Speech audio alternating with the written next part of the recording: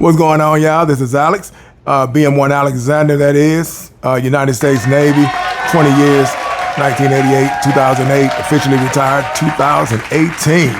So this one, I'm going to tell you how I became what we call in the military and Navy a boatswain mate, right?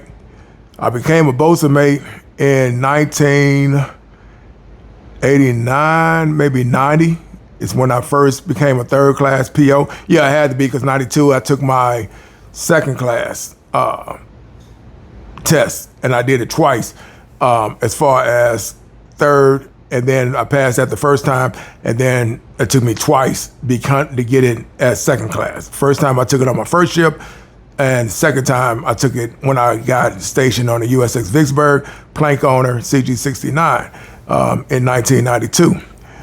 But when I became, and how I became a boatswain mate was they sent me to Little Creek, Virginia, and I wind up, my first ship was the U.S.S. Grapple, ARS 53, and it was a diving salvage ship, right? Haze gray, but it was a diving salvage side of the Navy in Little Creek, Virginia.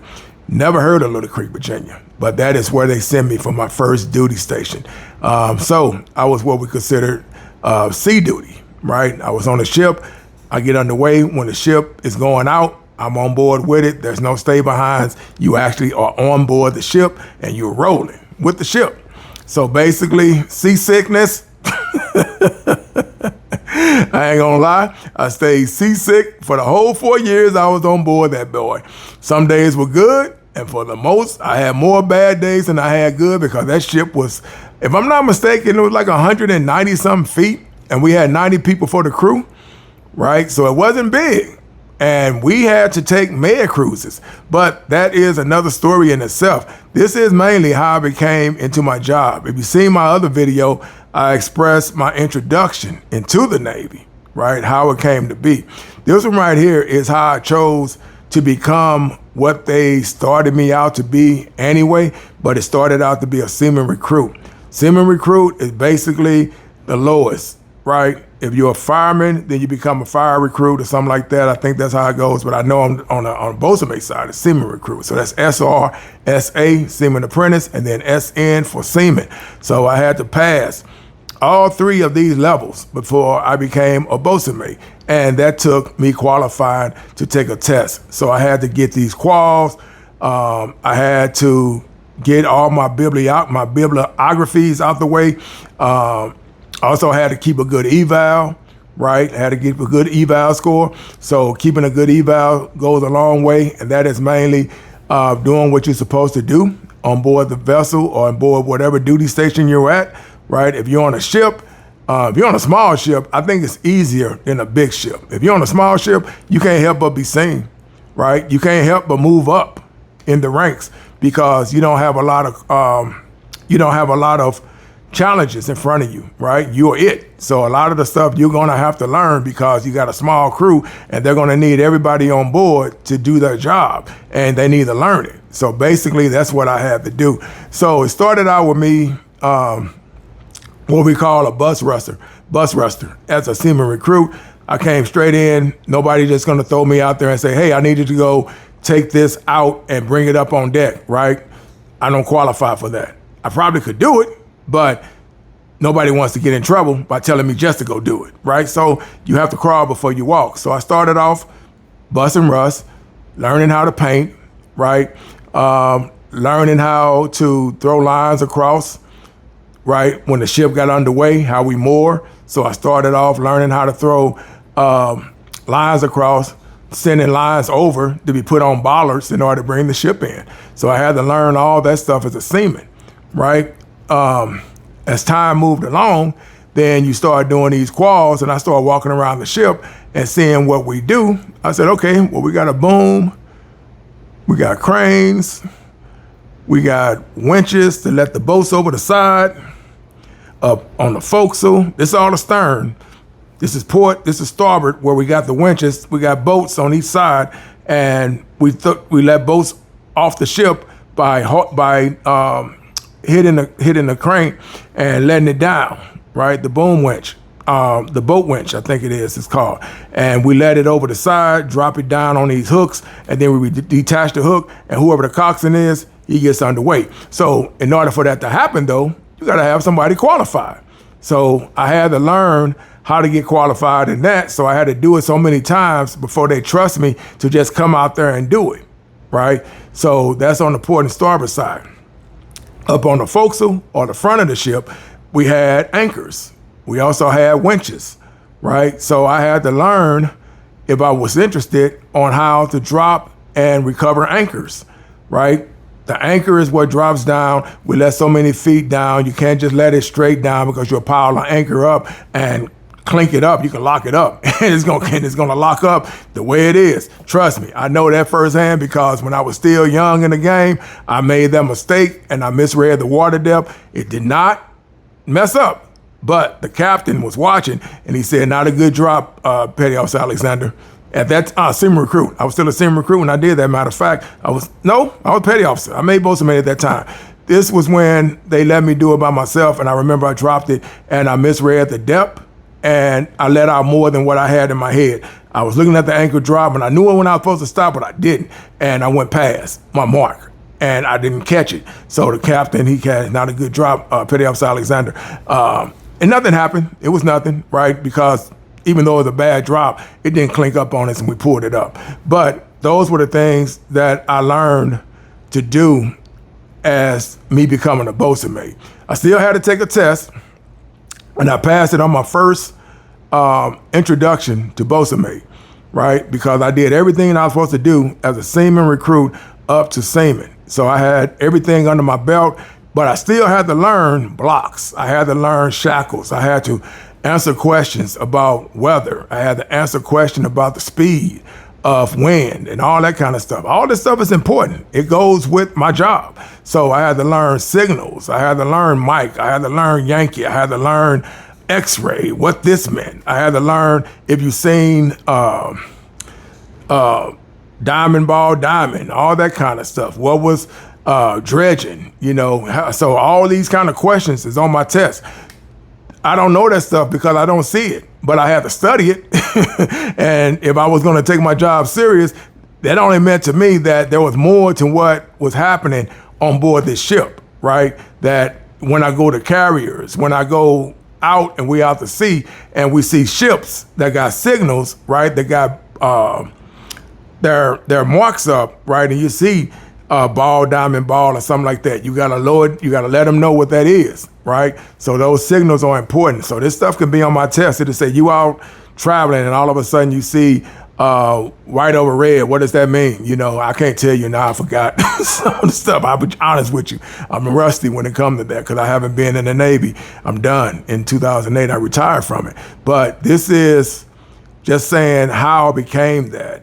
And basically in short terms, in order for you to become what you're going to become, I don't know all the gist of how people become what they are because I think I heard that some people automatically out of school, you get automatically third class or they make you E5s or something like that. So you're probably doing all your knowledge and training and passing tests while you're in school. And then you're coming in to the game already with rank. You get what I'm saying? So I don't know too much about that, but I know as far as starting from the bottom, you start out as a seaman recruit or whatever job title you got, but you start at the very bottom and then you learn and you crawl before you walk. So I became a boatswain mate because I mainly I fell in love. My biggest love was driving the boats, right? I love driving the boats.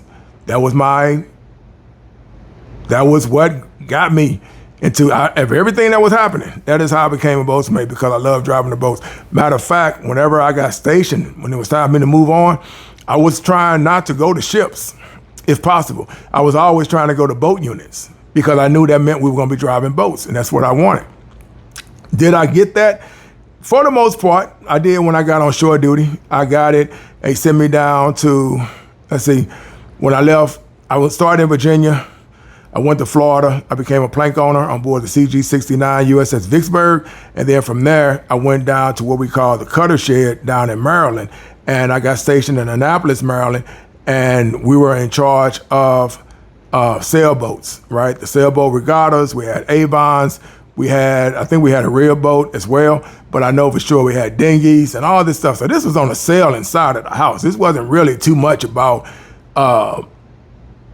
small boats, Boston Whalers, things like that. This was mainly just us going down when I got stationed there, and we took care of the upkeep for the sailboats, and we were responsible for the maintenance on board those. So we had 44-foot sloops that we were responsible for. I can't recall how many boats we really had, but we were responsible as a boatswain mate for driving those boats across the river from our side to the other side, and we would pull them in, and if something was wrong with that boat, we wrote up the job, take it over there, and then they would come with the big cranes or whatever, and they would strap them down underneath, and then they would lift the boats up, haul them away, do whatever they got to do. At the same time, if we had sails on board that were damaged, we took them to the sail off. So that's what I was responsible for as a boatswain mate as well. So I drove boats. That's what I fell in love with.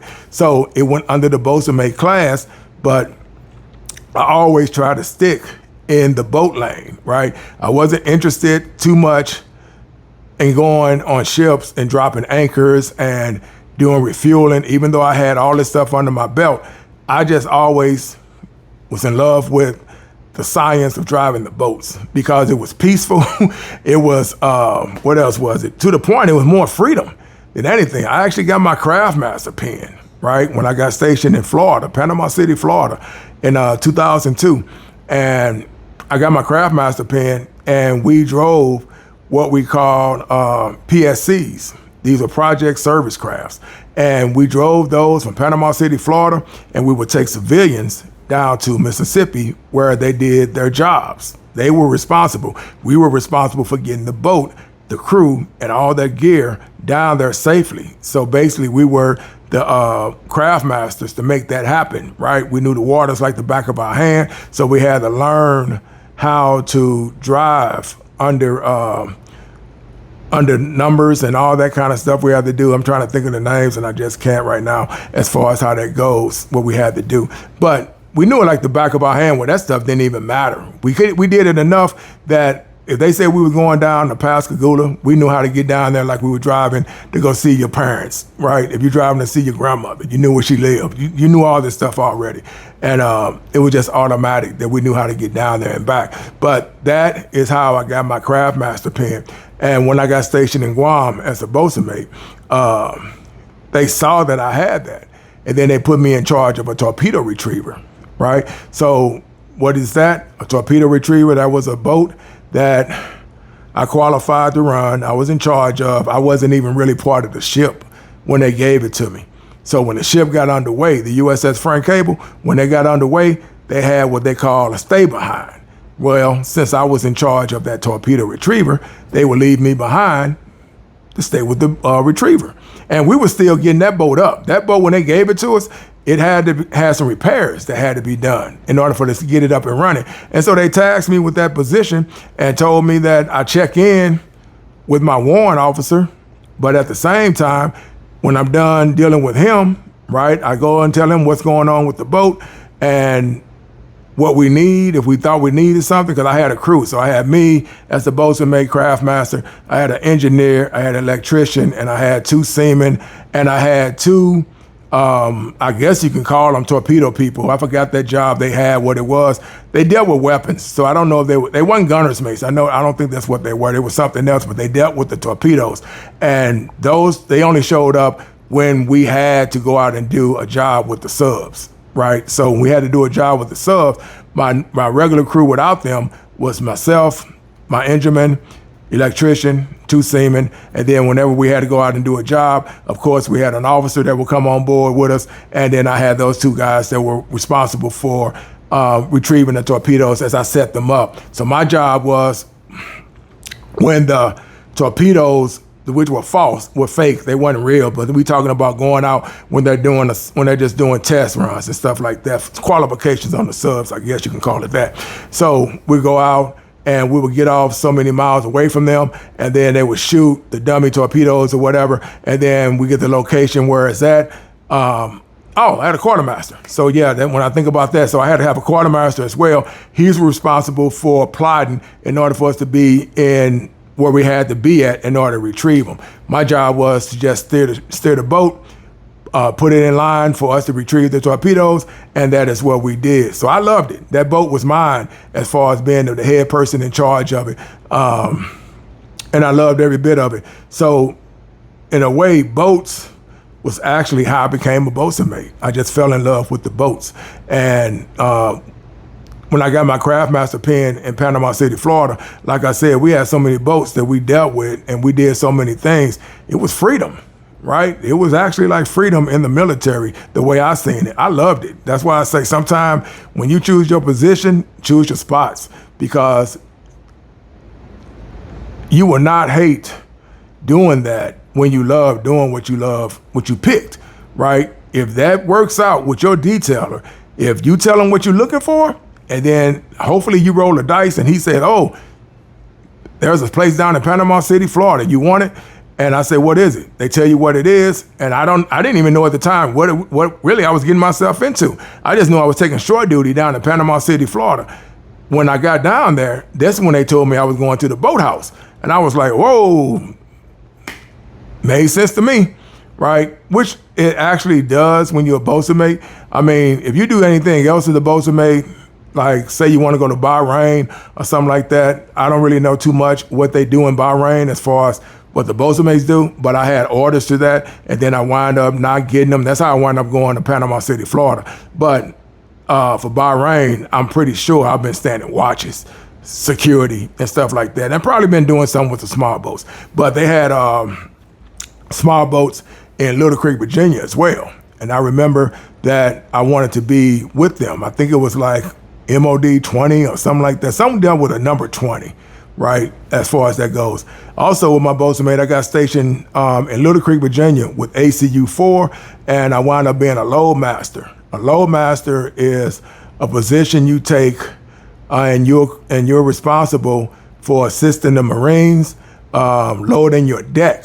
So we had howitzers, we had Humvees, we had tracks, right, that we brought on board, the LCACs, right? And I was good at it. I got trained by one of the best, and I took everything under his wing that he taught me, and I put it to use, and I took the blueprint, changed it up a little bit where it made sense to me, because everybody does everything different, but he steered me in the right direction to know how to get on and off the beach like that, get in and out of the whale deck like that. So basically, I had that down, and he told me always memorize the name of what you're getting. And when you know that, you're not surprised on where you know you're going to put it. So I learned that, and I was I ain't tooting my horn, but I was one of the fastest loadmasters, right? When I was stationed at ACU 4, when we have to go out on our meds, we'd be attached to ships like Carter Hall, Gunston Hall,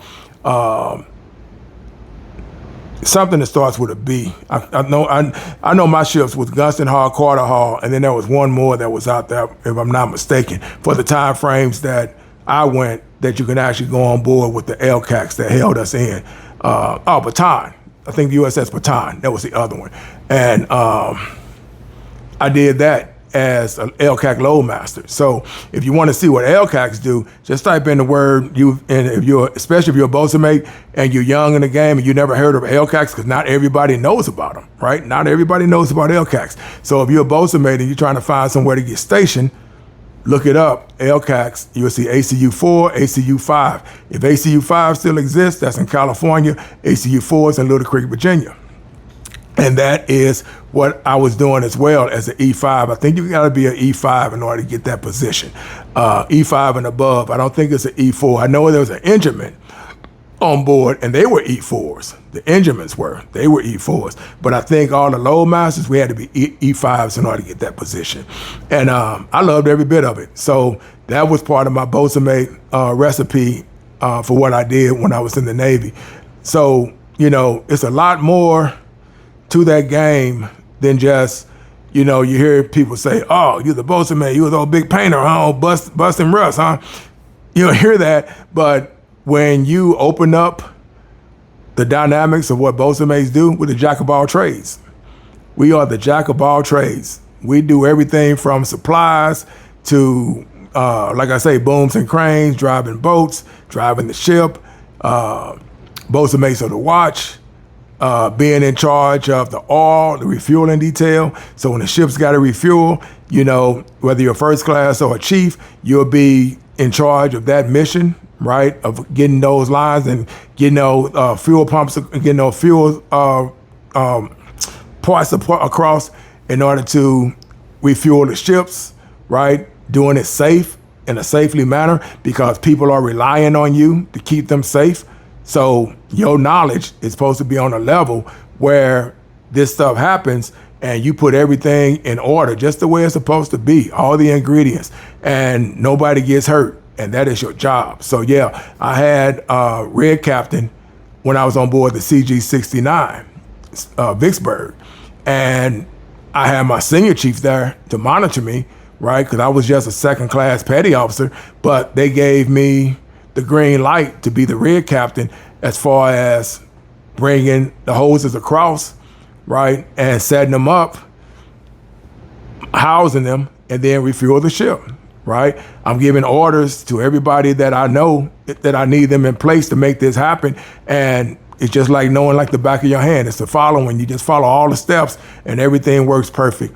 And if anything look like it's off track, the senior chief will jump in and he'll tell you, no, I got it, right? But that never happened. That never happened. I can honestly say I never had nobody step on my toes and say, I got it, right? Get out the way.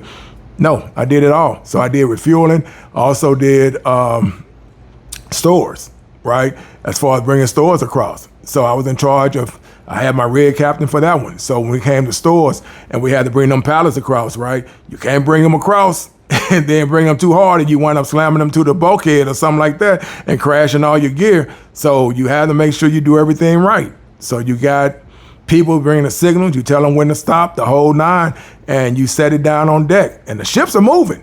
You got to remember that. Them ships going to be moving. So you got to make sure you're doing everything right, right? So a lot of stuff happens, man. When I was a boatswain mate on board the CG-69 Vicksburg, we had to, I forgot the name of this contraption, but it was when we brought the stores across and we had to make sure we did the PMS on that because that was a traveler and we had traveling surf and we had to make sure we understood how to get that thing across and you could not have faulty equipment, right? So you had to stay up on your PMS game and make sure that gear was ready to go. Last thing you want to do is embarrass the captain at that time by not being ready for your gear to work because some of it was in the deck, right? You actually would have to bring it up like on the forecastle and you have to bring it up out the deck and set that up. We never had to. We always did everything midship. We never had to use those. I think they were more backups than anything because the main ones we used was out in the midship of the CG-69, the Vicksburg.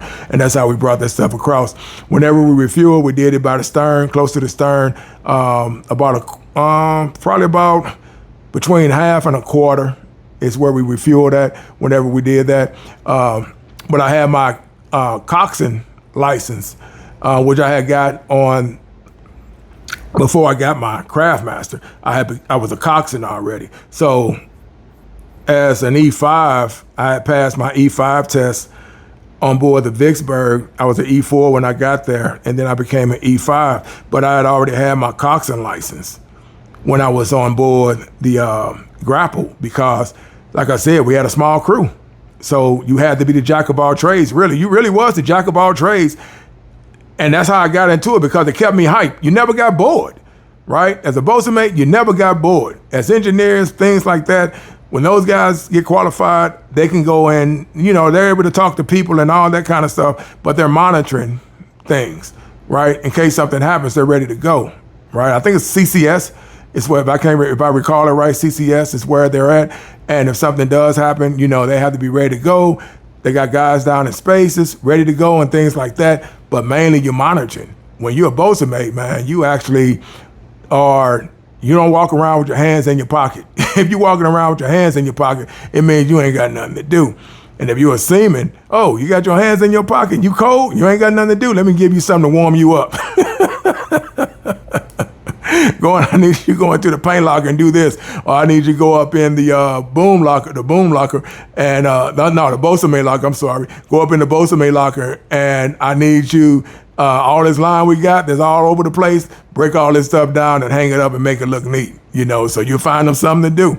Been there, done that. But you always got something to do as a boatswain mate. Never let nobody say a boatswain mate never had nothing to do, because we were responsible for cleanliness, making the ship look good when it comes in, things like that. And then as we graduated to higher means, then we became people that ran equipment, right? So we were the go-to source. When something needed to be done, they'd come to us and look for us and say, hey, you guys think you can get us some stuff out here so we can get this stuff out the water and things like that. We need a boom, we need a crane, we need a rig captain and all that kind of stuff. So that's mainly what we were there for, and that's what we did. So me becoming a boatswain mate was almost like something that I'll never regret. I loved it, right? Made good friends for what it was worth as a boatswain mate when I was there. I still got people to this day that I still connect with, right, that were all boatswain mates. And some of them wound up being Ingerman. Ingermans and boatswain mates usually became good friends, right, because it was just something about it, how we clicked together, right, because a lot of stuff was dependent on us. Everybody else could do what they do, right? Their job is important, sure, but if you want that ship to look good, if you want that ship to be able to get underway, if you got them drivers in place, that was us, right? Ingermans, seamen, boatswain mates. Of course, we had the officers that guided us, but as far as telling one of them to do our job, if they got training, I'm sure they can do it. But that wasn't what they were there for. They just knew how to tell us the right stuff to do to get it done. It was on us to make sure that we had the knowledge to get it done. So it all went hand in hand. Everybody's position was important, right? So this ain't stepping on anybody. Everybody on board that ship had a very important position. But the ones that, if somebody just told us, hey, get the ship underway, we already knew all the equipment. So we knew what it took to get the ship underway. But in order to make it right, somebody has to tell you when, somebody has to tell you what the coordinates they want in order to make it happen, right? So that's how everything works. And that's how everything went and worked in place, right? But as far as boatswain mate goes, jack of all trades, didn't regret one thing about it. A lot of stories. I'm just telling you how I became a boatswain mate. I ain't even tell you the stories that go with being a boatswain mate, of the negative and the positive and the almost this could be it moment, right? As far as the boatswain mate goes, because there are stories out there that happens. Yeah, there's some stories out there. But this is my also introduction on how I became a boatswain mate and just everything that went along with it. So never regret it. Always loved it. And to this day, I still respect the job that goes with the class of boatswain mate, right? Still respect it. So with that said, I'm out. If you are still thinking about going into the Navy or military in general, like I say, make sure exactly that is what you want, because it's a big difference. And once you get up in there, it ain't TV. That stuff you see on TV, I'm not gonna knock it. Some of the stuff can be over the top, what they say and how they try to do it, because they gotta keep your attention, but it's not everything you see on TV, and you'll find that out real quick once you really get up in there. You got people that come from all walks of life, and you will get to know them. So I always believe that. But anyway, this was how I became a boatswain mate. I hope I was able to touch base. If I did leave something out, something you want to know, leave a comment, drop a comment. Let me know what you think. With that said, I'm out. Peace.